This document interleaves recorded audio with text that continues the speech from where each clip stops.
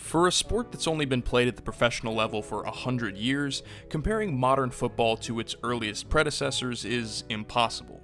Take Patrick Mahomes and stick him on the Dayton Triangles in 1920, and he's rarely even going to touch the football, let alone chuck it 20 yards to a receiver he wasn't even looking at. But if you want the premier example of how football's evolution mirrors real-world natural selection, then look no further than the sport's forgotten star, the fullback. When you hear NFL old heads lamenting that real football is dead, these are the guys they're talking about. Offensive engines of the past like Jim Brown, Vince Lombardi and the power sweep ruling over the NFL for half a decade, or steamrollers like Larry Zonka, who received unnecessary roughness penalties as a ball carrier. Throughout NFL history's defining moments, the fullback was always right there. But today, the game has changed so much that the fullback's role of carrying the ball and clearing the way for tailbacks has not only declined, the position is a dying breed. Among all 32 NFL teams, less than half even had a fullback on their roster in 2020, and among those, only 4 employed the position at a snap rate above 30%. Take a time machine back to 1970, and not only was the fullback nearly always on the field, but they accounted for a third of the team's rushing attempts by themselves. Shifts in the league that are that massive don't just happen overnight. The fullback wasn't murdered, they were just forgotten, which in some ways might be an even sadder fate. But before we talk about the trends that got us here and what the future of the position looks like, I'd like to thank the kind folks over at Thrive Market for sponsoring today's video. For those of you who aren't familiar with Thrive, they're a service that focuses on bringing healthy, sustainable products straight to your door at a price you can actually afford, with hundreds of diets and values available to tailor to your particular preferences.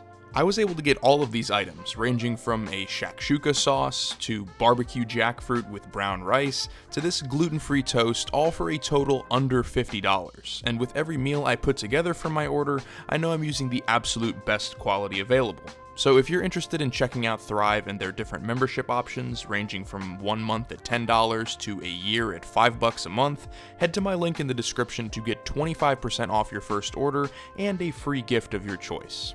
Again, that's thrivemarket.com/settheedge for 25% off and a bonus gift to get you started.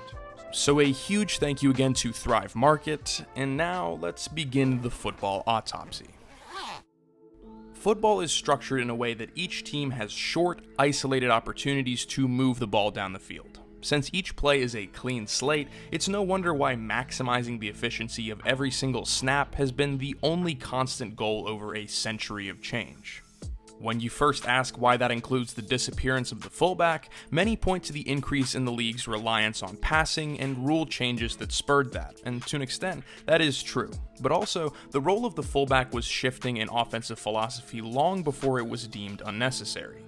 In the 80s and 90s, while the fullback was no longer the focal point of an offense, the position was still integral. The invention of the Air Coryell and West Coast offenses were a revelation to the passing game, but they also emphasized the fullback, relying on them to clear the way out for runners and contribute to the air attack out of the backfield. Tom Rathman was a force for Bill Walsh's 49ers, and as a fullback he led all NFL backs in receiving yards in 1989. Darryl Johnston was a critical part of Emmitt Smith's dominance with the Cowboys, clearing the path for Smith to achieve the all-time rushing yardage record. Into the 2000s, stud blockers like Lorenzo Neal made it clear on a weekly basis that their tailbacks were more effective when they were leading the way. But even though it was becoming clear the position's focus was shifting from rushing towards blocking, it didn't go quietly.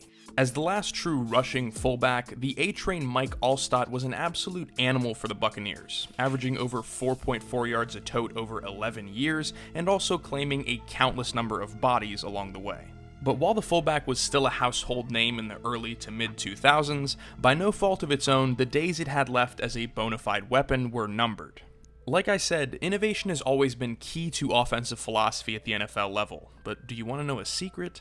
So is theft.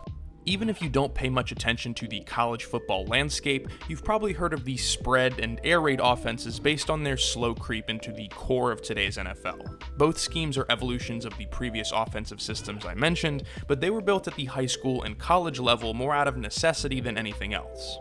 Unlike in the NFL, in lower levels of competition, there's a wide disparity between the talent of a top team and the talent of a mediocre one. And while at the pro level, more often than not, there's enough parity to keep any matchup uncertain, if you're undermanned in the NCAA, it's out-scheme or be out-smashed. Rather than go toe-to-toe in the trenches, spread attacks focus on just that, spreading out the field and aiming to get the ball into the hands of skill position players as quickly as possible.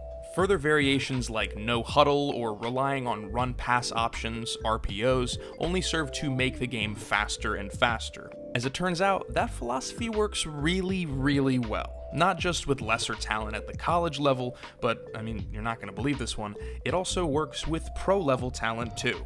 Now, NFL offenses are certainly not carbon copies. Every team borrows and reinvents to form their own schemes, but many staples of college football have undoubtedly made their way to the pros over the past couple decades, with one of the most common and identifiable being a clear shift in personnel groupings.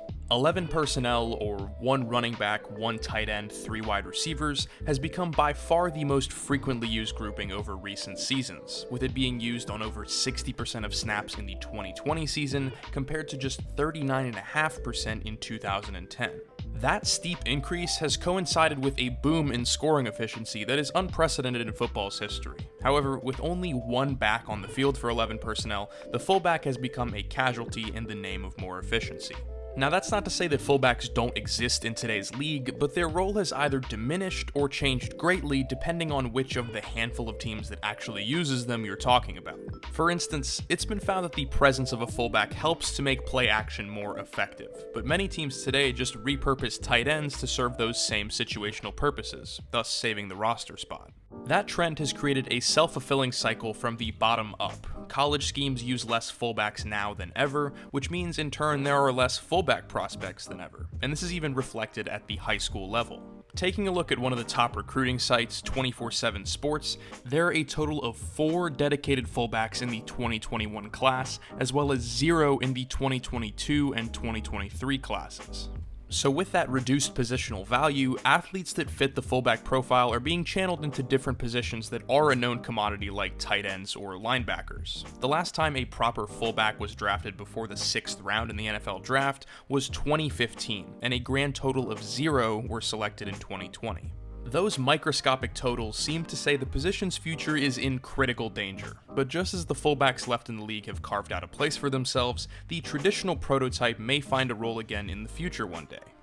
As many have noted, the aforementioned rise of air raid concepts and heavy vertical passing schemes have forced NFL linebackers and defensive backs to get smaller and quicker to match up with those lightning-fast receivers that dominate today's game. If you want to shut down Tyreek Hill or Alvin Kamara, your defense better have the tools to go stride for stride with them. But as defenses get smaller and more twitchy past the defensive line, over time that might provide an opening for a return of the hard-nosed bullying fullbacks of the past. Take a look at Derrick Henry ruining lives in late season form and tell me that size doesn't still have a place in NFL backfields. So, in conclusion, for now, traditional fullbacks will remain a position on the verge of extinction. But considering just about every season comes along with a new white-hot offensive trend that other teams try to replicate the success of, don't be surprised if all it takes to bring fullbacks back from the grave would be a single old-school success story.